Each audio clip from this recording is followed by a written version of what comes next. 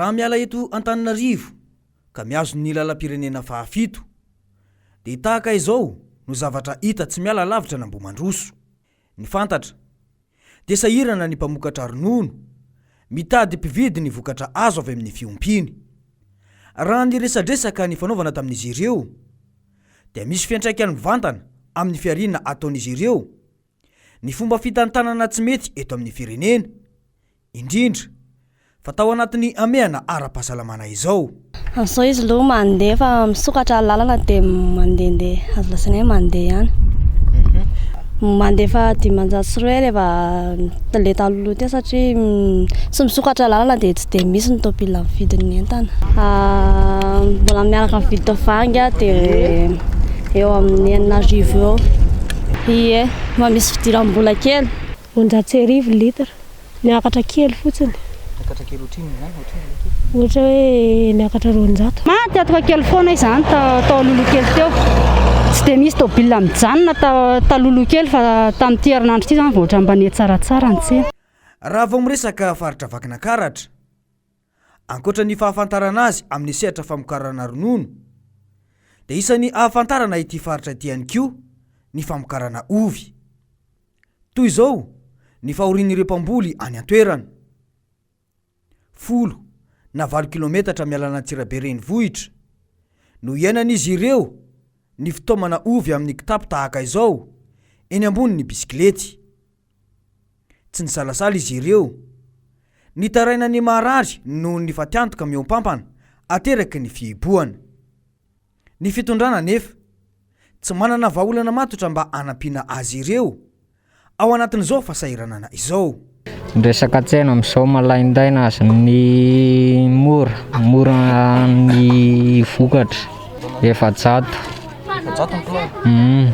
Dia pansanay GS-Basa zao ny 1 kilao 520. Dia nefa ny ray fototra tsy misy 1 kilao kory rehefa miakatra dia fahatiatoka be zany. Fa raha tamin'ny taona lasa aloha izy dia tena nazahoana be mahitsy fa tamin'ny isan'ity confinement ity tena enjana be. Tena fahatiatoka atsasa mihitsy. Tsy mahazo atsasany aza satria indraindray le dépensanao ohatra hoe 3 hetsy nefa treo mividy le ovy 5,000 sy ray mbola lany karaman'olona. Tena tsy misy vidy mihitsy ny ovy satria tena zanako vidina 200 kilao any zesitra efa 2,000 mahery, 2,000 sy ray hetsy ndray kitapo.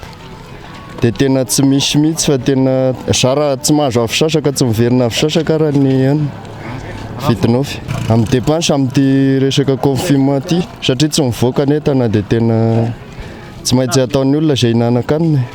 Fa raha amin'izao nay tena 5,000 raha tsy azo.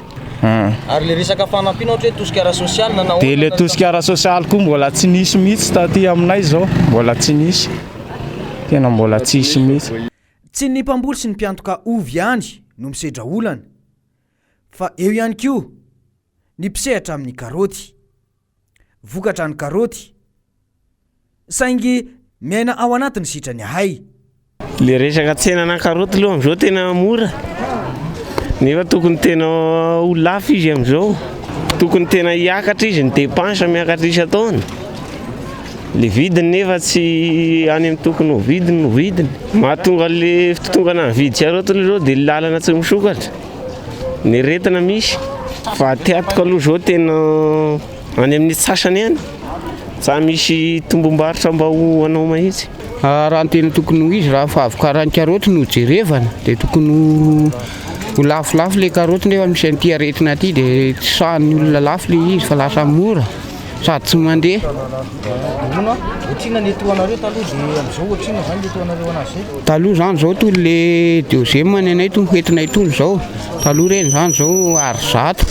Izao nefa izao toy nefa tafiakatra 200 mahery no akanay nefa ety tsy lafo mihoatra ny 540 sahala amin'izany dia tsisy karama. Raha mamboly aloha ndrasana dia tsisy karama le tsisy tombom-barotra fa sahala ny hoe fitambaram-bola fotsiny no anaovana azy. Satria mivoaka karaoty 4,000 sy 1,000 ny zezy teo an-tany ny fievahana azy, ny fanafodiny, ny fanondrahana. Dia raha ohatra zany totaliana aby izay dia tsisy karama le tatsaha fa sahala ny hoe fitambara le vola fotsiny. Nanamafy ny resaka ireo tantsaha ireo nisy olom-bavam-bahoaka ao amin'ity distrika ity. raha ny fantatra dia tsy nimponina ao Antsirabe voalohany andry no misedra olana ankehitriny fa mikaikaika ihany koa ny ao Antsirabe faharoa. Tena mandalo fahasairana tanteraka Antsirabe faharoa amin'izao fotoan'izao, indrindra ny lafiny amin'ny vidin'ny vokatra dia tena vidiana ambany dia ambany ny vokatra amin'izao fotoan'izao, ary dia tena sahirana tanteraka ny mpamboly sy ny mpiompy amin'izao fotoan'izao. Ny fatiantoko amin'ny tantsaha dia ny mpanelanelana, satria mpanelanelana izany mahatsiaro sahirana tanteraka koa amin'ny fivezivezen'ny fiara izay mitondra ny vokatra ireny, dia any amin'ny tantsaha izany no miatraika ny fahasairanana. Ny etaetanay moa izany dia ny ijeren'ny fitondram-panjakana akaiky mihitsy ny sehatra fiarinany ambanivohitra, satria mahatsiaro latsa-danja tanteraka ny tantsaha amin'izao fotoan'izao. Araka ny fanambarako iny moa ny hoe Antsirabe faharoa dia mifanakaiky amin'ny Antsirabe voalohany, ny dikan'izay dia miatraika tanteraka ny Antsirabe faharoa zany ny hamehana ara-pahasalamana amin'izao fotoan'izao, satria na ny mpiasa fotsiny aza amin'ny zone France dia saika hatrany Antsirabe faharoa ny 500 mpiasa amin'ny zone France amin'izao fotoan'izao, ka dia mangataka izay mba ho tonga aty amin'ny Antsirabe faharoa koa ny fanampiana rehetra izay tokony ho azo ny vahoaka malagasy rehetra. Ankoatra izay voatanisa teo izay, araka ny resaka ny fanaovana tamin'izy ireo atrandry, indrindra fa ireo mponina, dia isan'ny anjakany tsy fandriam-pahalemana ihany koa ity faritra ity amin'izao fotoana izao. Raha ny fanazavana azo atrandry dia misy fokotany sasany tsy lavitry ny renivohitry ny Vakinankaratra mihitsy aza no intelo hitranganina asandahalo ao anatin'ny ray andro. Betsaka arak'izany no mametra-panontaniana hoe mbola misy mpitondra ve i Madagasikara? Inona no mba havaolana naroson'ny fitondrana ankehitriny amahana ny olana sedrain'ny vahoaka malagasy io? Ny fahatsapana izay indrindra no nahatonga ny RMDM isandrahaka hatrany any amin'ny faritra. Ny sabotsy fa 15 ny volana Aogositra teo no napetraka sy natsangana tamin'ny fomba ofisialy ny tao amin'ny faritra Vakinankaratra. Olon-tsotra, mpanao politika sy fikambanana avy amina firaisamonim-pirenena no tonga niatrika izany. Teo ihany koa ny olom-bofidy izay samy natsapa avokoa ny fomba fitantanana ny firenena tsy mandeha araka ny tokony ho izy. Tsy hita mantsy izay tena fandraisana andraikitra ataon'ny mpitondra mba ho tena tombotsoam-bahoaka. Ny alohan'ny nisokafany ady hevitra nefa nisy ny afatra avy amin'ny filohan'ny RMDM nasionaly Andriamatomary Ravalomanana izay novakiana tamin'ny rehetra. Ny RMDM dia vondron'ny mpanohitra ka antsoina daholo ireo tompona vondron'olona izay tsy mitovy hevitra amin'ny mpitondra na ihany koa tsy mankasitraka ny fomba fitantanana ny firenena. Io izany foto-kevitra iraisana izay manamafy fa misy ny tanjona iraisana amin'izay diany tombontseo amin'ny vahoaka malagasy. Na dia tsy mitovy aza ny foto-kevitry ny atoko-pikambana dia ny tanjona iraisana no mibaiko ny fivondronana eo anivon'ny RMDM. Noho izany dia tsy maintsy ampitovy ny fomba fijery ka feo iray ihany no tokony voaka avy amin'ny RMDM. Izany ihany koa dia mitaky fanarahana fitsipipihezana anatina disiplinina. Tombotsoam-bahoaka no katsainy voalohany araka ny voalaza eo ambony. Noho izany dia tsy fitadiavana tombotsoa manokana na fitadiavana toerana ny RMDM. Amampanohitra mpikambana dia ilaina ny fahasahiana eo amin'ny zavatra tao. Eo ihany ny fomba fitantanana izany tsy mitondra tombotsoa ho an'ny vahoaka sy ny firenena. Amin'izao famehana ara-pahasalamana izao dia andraikitry ny mpanohitra no tsikera fitantanana mitondra izao krizy izao na eo anivon'ny firenena na eo anivon'ny faritra. Noho izany andraikitry ny RMDM faritra no manaraka amin'ny fitantanana ny faritra ary nitsikera izany rehefa misy fitantanana tsy mifanaraka amin'ny tombotsoam-bahoaka manaraka ny toromarika avy amin'ny folobe ihany koa. Godibe ny mpanohitra ho an'ny demokrasia eto Madagasikara. Ny aiky ny rehetra fa tena ilaina ny fametrahana ny fanoherana, indrindra fa ny fanapariana ny foto-kevitra ijoroan'ny RMDM ao amin'ity faritra ity. Ny risona avetrany, ny fisafidianana izay andrafitra ny birao ka nitarika ny fotoana ny filolevitry ny RMDM nasionaly sy ny sekretera jeneraly ny RMDM. Orairay taorin'ny fifidianana dia voafidy ny filoha regionaly RMDM Vakinankaratra sy ireo filolevitra efatra miaraka amin'ireo mandrafitra ny birao.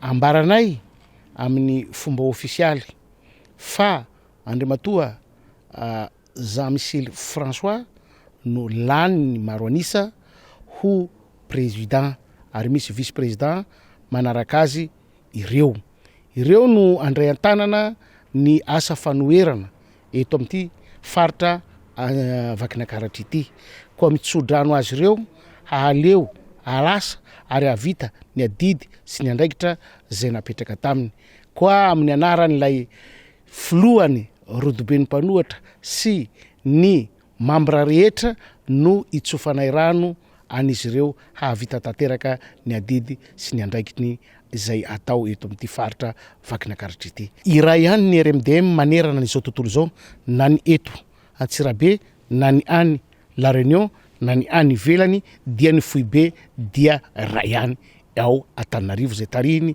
Andriamatoa Marc Ravalomanana.